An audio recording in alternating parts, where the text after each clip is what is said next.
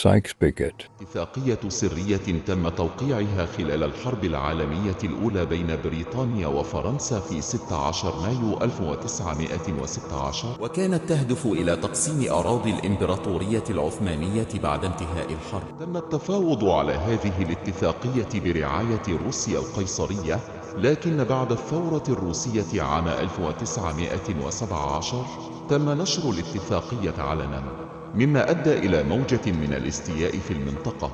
أهم النقاط التي تضمنتها اتفاقية سايكس-بيكو: تم تقسيم أراضي الإمبراطورية العثمانية إلى مناطق نفوذ لبريطانيا وفرنسا. بريطانيا كانت ستحصل على النفوذ في مناطق مثل العراق وفلسطين. بدأت بريطانيا في العمل على تنفيذ وعد بلفور الذي وعد بإنشاء وطن قومي لليهود في فلسطين تحت إدارة دولية مشتركة بين بريطانيا وفرنسا، حيث شعرت العديد من الشعوب بالظلم نتيجة هذه الاتفاقية. هي سان ريمون التي وضعت البلد تحت الامتداد.